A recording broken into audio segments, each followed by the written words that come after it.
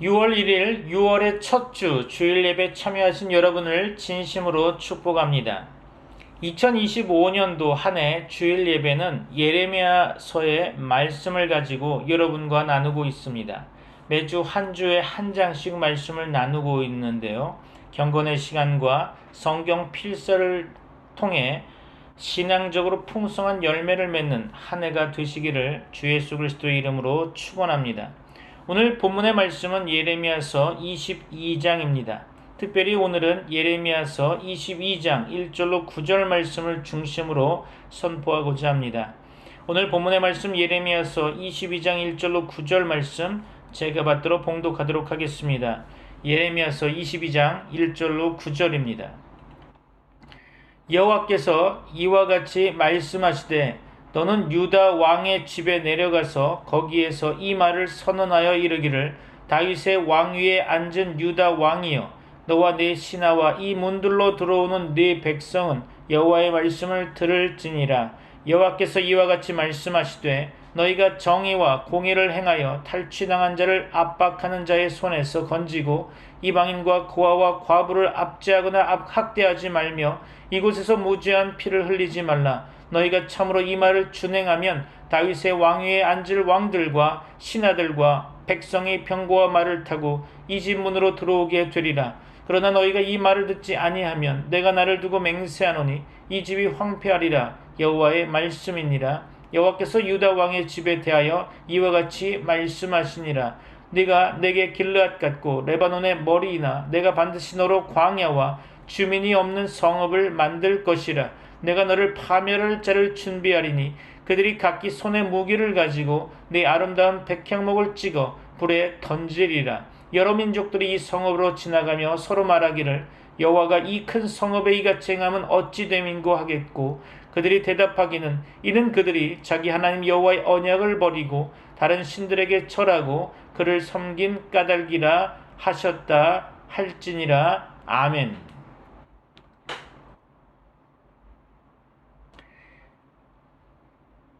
예레미야서는 선지자 예레미야의 예언이자 하나님의 말씀을 담았다고 전해지는 구약 성경의 선지서입니다. 자신의 동족들로부터 멸시를 받고 박해를 받으면서 기록했으며 자신의 설교들과 표적들을 통해 하나님의 뜻에 복종하는 것만이 심판을 피할 수 있는 유일한 길임을 선포했죠. 예레미야가 여호와께서 이스라엘을 심판하셨다가 다시 고쳐주실 날을 기대하면서 땅을 샀다고 말하는 내용이 있는 것으로 보아 이는 이스라엘이 바벨론의 침공으로 몰락한 후에 쓰여진 것으로 추정됩니다. 바룩이 예레미야서를 대필했고 보관한 기록들이 훗날 집대성할 만큼의 권위를 얻은 것으로 보고 있습니다. 예레미야서의 전체 구성을 살펴보면 서론으로서의 1장은 예레미야의 신상과 선지자로서의 부름 그리고 그가 받은 지침 등을 묘사하고 있죠. 2장에서 45장까지는 예레미야 선지자의 메시지가 비유들과 설교들, 상징적 행동을 통한 교훈 등 다양한 방법들을 통해 전달되고 있죠. 12편의 설교들 가운데 예레미야는 유다의 임박한 심판들의 원인을 열거하고 있습니다. 우상을 따름으로써 백성들은 그들의 공허한 고백과 하나님의 언약에 대한 불순종, 우상 숭배, 성전은 무너지지 않는다고 하면서 하나님의 심판을 믿지 않는 자만 등으로 인해 질책을 받았던 거죠. 예레미야는 백성들의 회개를 촉구했지만 그들의 죄는 너무나 극심했으므로 슬퍼할 수밖에 없었습니다. 예레미야는 포로로 사로잡혀가는 사건이 결코 일어나지 않을 것이라는 거짓 평화를 외치면서 백성들의 비위를 맞추던 거짓 예언자들의 메시지와는 반대로 70년 동안 포로 생활이 지속될 것을 선포했습니다. 이러한 메시지 때문에 예레미야는 치욕과 고난을 겪어야만 했죠. 또한 그는 백성들에게 새 언약 아래서 누리게 될 회복과 소망을 확신시켜 주었습니다. 46장에서 51장의 말씀은 이방 9개 국가들을 향한 일련의 예언적 경고들로 이루어져 있는데요. 이집트, 블레셋, 모압, 암몬, 에돔, 시리아, 아라비아, 엘람, 바벨론 등이죠. 52장은 40년에 걸친 예레미야의 심판의 선포가 마침내 한 사건에 의해 확증되었는데요. 예루살렘은 포위되고 파괴되었으며 약탈을 당하게 됩니다. 지도자들은 죽임을 당했고 포로들은 바벨론으로 끌려갔죠. 이어서 예레미야서의 내용을 좀 살펴보면 예루살렘 성전은 멸망하지 않는다고, 다시 말해서 여호와의 심판은 없을 것이라며 마음 놓고 죄짓던 사람들 앞에서 외롭게 외친 심판 설교가 주요 내용이라고 할 수 있겠죠. 하나님께서는 그분의 백성이라고 해도 회개하지 않으면 심판하시는 공의의 하나님이심을 경고하고 있는 것입니다. 예레미야 선지자의 출신 배경을 좀 살펴보면 예레미야 선지자는 제사장 성읍이자 솔로몬 왕과 아도니아와의 권력 투쟁에서 패한 아비아달계 제사장들의 귀양지였던 아나돗 태생의 제사장으로 제사장 힐기야의 아들이라고 성경은 밝히고 있습니다. 요시야 13년 기원전 627년에 활동을 시작했으며 여호아하스, 여호야김, 여호야긴, 시드기야 왕 시대에 활동했죠. 그는 아시리아의 멸망과 바빌로니아의 부흥이라는 서아시아의 정세 변화와 이로 인해 유다가 멸망한 시대에 살았으며 망명자들에 의해 강제로 이집트로 끌려가게 되죠. 그래서 그의 마지막 설교는 이집트에서 하게 됩니다. 예레미야 선지자의 시대적 배경을 살펴보면 당시 아시리아 제국의 멸망 과정에서 다른 제국들 간의 전쟁이 일어났고 그 사이에 유다 왕국도 멸망의 길을 피할 수 없게 되죠.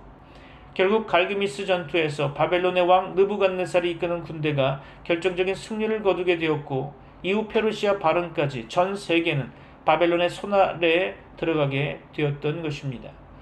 유다에서는 요시야에 의해서 발견된 율법책을 따라 개혁을 시작했고 이집트와 바벨론의 세력 확장의 틈바구니 속에서 유다 왕 요시야는 이집트의 바로 왕인 느고에게 대항하다가 죽임을 당하고 말죠.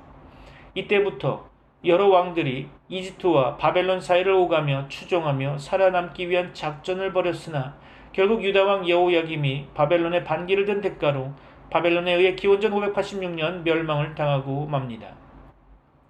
예레미야 선지자는 유다가 주변 국가들의 제국주의적인 야망의 부활과 황폐함 속에서 자신의 독립을 유지하려고 애쓰는 그 격동의 시절을 목도하게 됩니다.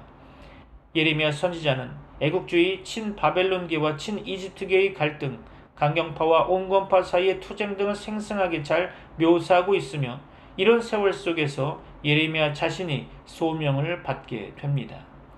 예레미야서는 유다 왕국의 암흑기 때에 유다의 가장 위대한 예언자들 중 한 사람의 심판 설교에 대한 기록이라고 볼 수 있겠죠.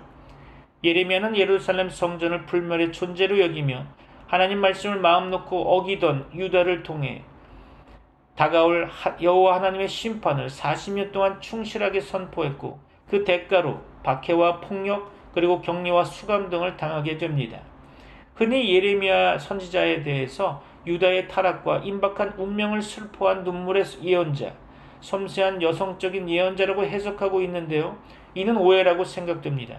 히브리 성경에 나오는 예레미야는 잘못된 성역에 맞선 역동적인 예언자, 다윗 왕조와 예루살렘 성전을 불멸의 존재로 여기던 잘못된 통념의 성전 설교로 도전한 용감한 예언자라고 표현되고 있습니다. 다윗 이후로 예루살렘으로 예배를 집중시킨 조치는 여호와 하나님께서 자신들과 함께 계시기 때문에 안전하다는 생각을 하게 만들었고 그들의 성경인 토라는 경건을 통해 이득을 취하는 방법으로 전락했으며 현상을 유지하는 방책으로 사용되었습니다. 예레미야 선지자는 이 거짓된 지혜를 규탄했죠. 그리고 모세에게 주어졌던 신명기적 계약 신앙의 부활을 시도했습니다. 바벨론의 침략이 여호와 하나님의 심판이라는 그의 강력한 설교 내용 때문에 심한 박해를 겪어야만 했죠. 왜냐하면 당시 이스라엘 사람들은 하나님께서 다윗 왕조와 맺으셨다는 그 언약에 근거하여 여호와 하나님의 성전은 절대 무너지지 않는다고 자만했는데 이에 대해 예레미야 선지자는 율법 즉 하나님의 말씀을 무시하면서 죄를 짓는 생활 태도를 바꾸지 않는다면 심판이 있을 것이라며 유다 백성들의 비위를 건드렸기 때문입니다. 자신의 고향인 아나돗에서 위협을 받았고 예루살렘의 제사장들과 하나님의 심판은 없다는 거짓 예언을 하면서 대중들의 비위를 맞추는 거짓 예언자들에 의해 생명을 위협받기도 했으며 유다왕 여호야김에게 위협을 느껴 도피 생활을 했고 거짓 평화를 외치는 예언자인 하나냐에 의해서 공적으로 모욕을 받았으며 운동에 던져지기도 했습니다. 예레미야 선지자는 예언활동 초기로부터 유다왕 여호야김 4년에 이르기까지의 모든 예언들을 기록하도록 그의 서기였던 바룩에게 구두로 전달했죠. 예레미야 선지자의 기록 연대와 배경을 좀 살펴본다면 예레미야는 스바냐, 하박국, 다니엘, 에스겔 선지자 등과 동시대에 살면서 활동했던 선지자입니다. 예레미야 선지자의 예언 활동은 대략 기원전 627년으로부터 580년까지 걸쳐 나타났는데요. 예레미야는 요시야 왕 치세 동안은 순조롭게 활동했던 것으로 보여집니다. 요시야 왕은 이집트의 파라오 느고에 의해 기원전 609년에 죽임을 당했죠. 예레미야의 선지서에서는 여호와 하나님을 인내가 많고 거룩하신 분으로, 또한 심판을 늦추시며 너무 늦기 전에 그의 백성들로 하여금 회개하도록 촉구하시는 분으로, 그리고 하나님의 심판은 없을 것이라고 하면서 자만하는 자들을 경고하시는 분으로 묘사되고 있습니다. 예레미야서에 대한 객관적인 말씀은 이쯤에 두고 오늘 본문의 말씀을 통해 하나님의 말씀을 상고해 보고자 합니다. 첫째로 예레미야 선지자는 오늘 본문 가운데 왕 앞에 가서 설교하라는 명령을 받게 됩니다. 전장 예레미야서 21장에서 우리는 유다왕 시드기야가 사자들을 선지자에게 보냈다는 말씀을 드렸죠. 그러나 여기에는 왕의 집에 몸소 가서 왕중 왕의 말씀에 대한 주의를 환기시키라는 명령이 선지자 예레미야에게 주어지고 있는 것이죠. 유다왕이여 여호와의 말씀을 들을지니라. 신하들은 왕의 말이 있는 곳에 자기들을 다스리는 권세가 있다고 인정하지 않으면 안 되지만, 왕들은 여호와의 말씀이 계신 곳에 자기들을 다스리는 권세가 있다고 인정해야 할 것입니다. 유다 왕은 여기서 다윗의 위에 앉은 자로 호칭되고 있죠. 다윗은 하나님의 마음을 추구하는 자였습니다. 유다 왕은 여기서 다윗과 맺은 언약을 따라 다윗의 권위와 권세를 가진 자로 간주된 셈이죠. 그러므로 유다 왕은 하나님께서 다윗에게 하신 약속의 혜택을 입으려면 다윗이 보여준 선례를 따라야 할 것입니다. 당연하겠죠. 왕과 함께 그 신하들도 그 말씀의 대상이 되고 있는데요. 이는 선한 정치가 선한 군주뿐만 아니라 선한 대신들에게도 좌우되기 때문이겠죠. 둘째로 예레미야는 무엇을 설교해야 하는지 가르침을 받게 됩니다. 예레미야는 유다 백성들의 하나님 여호와께서 요구하시는 의무가 무엇이며 선이 무엇인지 그들에게 말해 주어야만 했습니다. 본문 말씀 3절이죠. 여호와께서 이와 같이 말씀하시되 너희가 정의와 공의를 행하여 탈취당한 자를 압박하는 자의 손에서 건지고 이방인과 고아와 과부를 압제하거나 학대하지 말며 이곳에서 무지한 피를 흘리지 말라. 그렇죠. 그들이 살펴 행해야 할 것은 두 가지였습니다. 첫째로 유다 백성들은 자기들이 갖고 있는 권세로 행할 수 있는 선행이라면 무엇이든지 실천해야 했다는 거죠. 그들은 피해를 입고 있는 자들을 수호하기 위해 정의를 행하고 탈취당한 자를 압박하는 자의 손에서 건져내야 했습니다. 이것은 바로 그들의 지위에서 행해야 할 의무였죠. 이 점에서 유다 백성들은 선을 행하기 위한 하나님의 사역자가 되지 않으면 안 되었던 것입니다. 둘째로 유다 백성들은 권세를 가지고 해를 끼치거나 압제하거나 학대하지 않도록 조심해야 했죠. 법과 정의를 빙자하여 압제하고 학대한다는 것은 최대의 압제요 최대의 학대인 것입니다. 더군다나 그들의 본분은 부당한 것을 처벌하고 피압제자와 피학대자를 보호하는 일이었죠. 그들은 이방인과 고아와 과부를 압제해서는 안 되었습니다. 왜냐하면 하나님께서는 이들을 각별히 돌아보시며 이들을 자기 책임하에 두고 계시기 때문이죠. 다음으로 예레미야 선지자는 유다 백성들이 의무를 충실히 이행하면 나라의 발전이 보장되고 번영을 구가할 수 있다는 것을 그들에게 확신시켜 주어야 했습니다. 본문의 말씀 4절이죠. 너희가 참으로 이 말을 준행하면 다윗의 왕위에 앉을 왕들과 신하들과 백성이 병거와 말을 타고 이 집 문으로 들어오게 되리라. 그렇죠. 그렇게 하면 다윗계의 왕들이 중단되지 않고 왕위를 계속 이어갈 것이며 그들은 완전한 평온을 누리고 위세를 떨치며 살아가게 될 것입니다. 정부의 위엄을 가장 효과적으로 보존하는 길은 정부가 자기 의무를 이행하는 것이죠. 그 다음으로 예레미야 선지자는 동시에 유다 왕들이 아무리 왕족이라 하더라도 불의를 계속 고집한다면 그 일족이 멸문지화를 입게 될 것이라는 것을 그들에게 이해시켜 주어야 했습니다. 본문의 5절 말씀이죠. 그러나 너희가 이 말을 듣지 아니하면 내가 나를 두고 맹세하노니 이 집이 황폐하리라. 여호와의 말씀이니라. 아멘. 그렇죠. 너희가 이 말을 듣지 아니하면 이 집이 황폐하리라. 그렇죠. 유다 왕의 궁궐도 예루살렘의 일반 백성들의 집과 마찬가지의 신세가 될 것입니다. 아무리 의리의리하고 아무리 견고한 궁성이라도 죄 때문에 하나님의 심판으로 파멸되는 가운데 그 피해가 적지 않을 것입니다. 이 선고는 맹세로 다짐되고 있는데요. 내가 나를 두고 맹세하노니 이 집이 황폐하리라. 그렇죠. 참고로 하나님은 자신보다 더 큰 것으로 맹세하실 수가 없기 때문에 하나님 자신으로 맹세하는 거죠. 히브리서 6장 13절 말씀이죠. 하나님이 아브라함에게 약속하실 때 가리켜 맹세할 자가 자기보다 더 큰 이가 없으므로 자기를 가리켜 맹세하여. 그렇죠. 죄는 비천한 시정 잡배의 집뿐만 아니라 당당한 고관 대작의 저택도 파멸시킨다는 데 주목해야 할 것입니다. 마지막으로 예레미야 선지자는 유다의 악이 그들 자신은 말할 것도 없고 나라와 특히 왕의 성인 예루살렘에 대해 얼마나 치명적인 결과를 가져오는지 설명해 주어야만 했습니다. 본문 6절로 9절 말씀이죠. 여호와께서 유다 왕의 집에 대하여 이와 같이 말씀하시니라. 네가 내게 길르앗 같고 레바논의 머리이나 내가 반드시 너로 광야와 주민이 없는 성읍을 만들 것이라. 내가 너를 파멸할 자를 준비하리니 그들이 각기 손에 무기를 가지고 네 아름다운 백향목을 찍어 불에 던지리라. 여러 민족들이 이 성읍으로 지나가며 서로 말하기를 여호와가 이 큰 성읍에 이같이 행함은 어찌 됨인고 하겠고 그들이 대답하기는 이는 그들이 자기 하나님 여호와의 언약을 버리고 다른 신들에게 절하고 그를 섬긴 까닭이라 하셨다 할지니라. 그렇죠. 본문 6절로 9절 말씀 가운데 유다와 예루살렘은 하나님이 보시기에 매우 귀중했고 그 자체로도 상당했다는 것이 인정되고 있죠. 네가 내게 길르앗 같고 레바논의 머리이나. 그렇죠. 유다 백성들은 길르앗처럼 비옥하고 좋은 곳을 분깃으로 얻었습니다. 시온은 레바논만큼 장엄한 성체였죠. 그들은 이것을 안전한 곳으로 의지했던 것입니다. 그러나 이것은 그들을 보호하지 못할 것입니다. 이제는 길앗같이 비옥한 나라가 광야로 될 것이고 이제는 레바논같이 강한 성들이 거문이 없는 성으로 전락될 것입니다.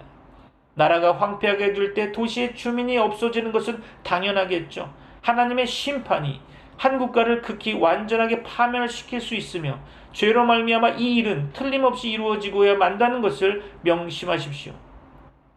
이 황폐화 작업이 개시될 때는 이 일을 효과적으로 행할 자가 마련되어 있을 것입니다. 본문 7절 말씀 가운데 내가 너를 파멸할 자를 준비하리니. 그렇죠. 준비한다는 말의 의미는 성별한다, 거룩하게 만든다는 의미를 가지고 있는데요. 따라서 본문은 이런 뜻으로 해석할 수 있을 것입니다.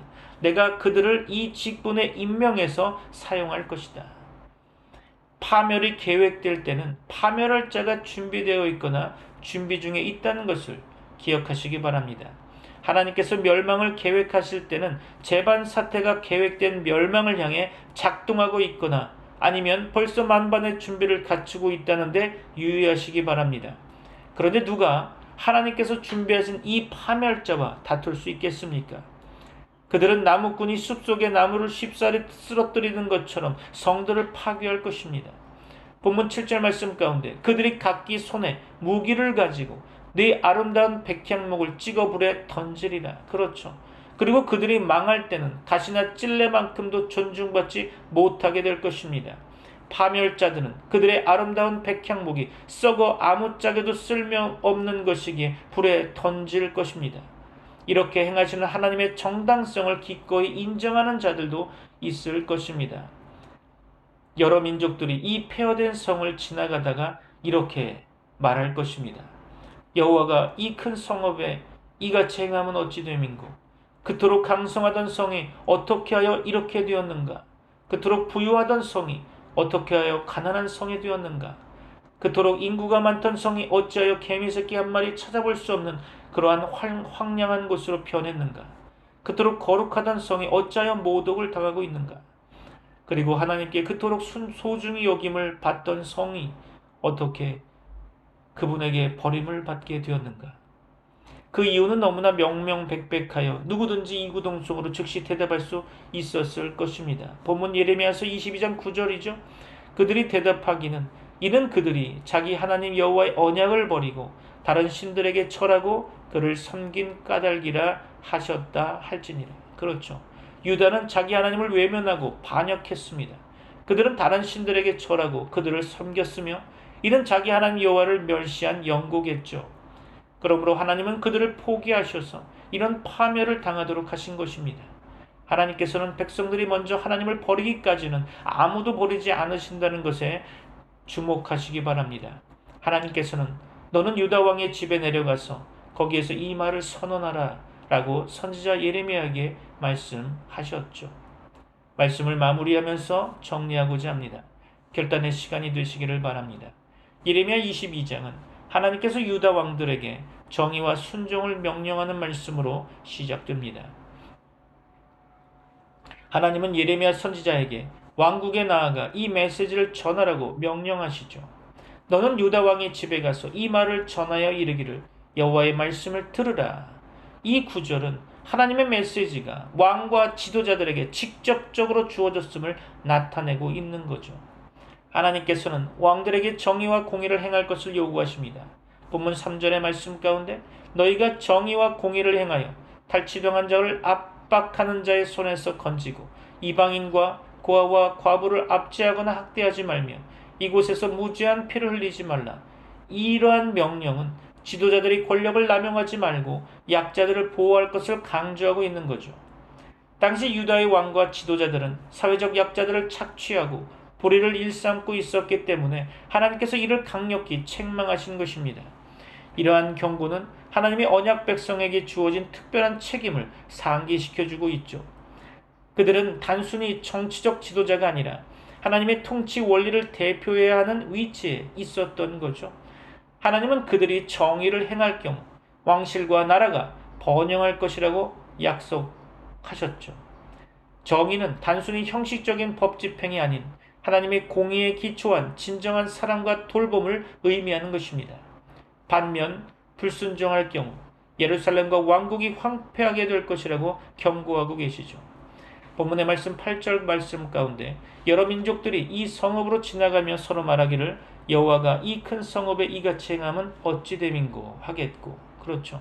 이 구절은 하나님께서 심판하실 때 그 결과가 온 열방에 알려질 것을 예고하고 있는 것입니다. 이는 유다가 세상에 하나님의 이름을 거룩하게 할 사명을 저버렸기에 오는 결과겠죠.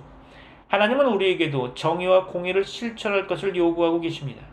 우리는 약자와 억눌린 자들을 돌보고 하나님의 사랑과 공의를 나타내야 할 것입니다. 하나님의 경고와 약속은 오늘날에도 유효하며 그의 말씀에 따라 삶의 방향을 정해야 하는 것입니다. 각자의 삶 속에서 정의를 실천하는 일은 개인적인 믿음의 완성일 뿐만 아니라 공동체의 신앙적 건강을 유지하는 방법이기도 합니다. 여러분에게 하나님의 은혜와 복이 충만하시기를 주 예수 그리스도 이름으로 축원합니다. 기도하겠습니다. 지금은 우리 주 예수 그리스도의 은혜와 하나님의 사랑과 성령님의 교통하심이 트리니티 미라클 교회 모든 권속들과 세계 교회 위에 이제부터 영원까지 함께 있을지어다. 아멘. In the quiet of the morning, as the sun begins to rise, we lift our hearts to heaven and sing praises to the skies. Holy, holy, holy is our God, mighty King, Lord of all. With every breath we worship you, in your presence we stand tall. Through the trials and the valleys, in the midst of darkest night, your light guides and sustains us, your love our beacon ever bright. Holy, holy, holy is our God, mighty King, Lord of all. With every breath we worship you, in your presence we stand tall. Oh, your grace abounds unending, your mercy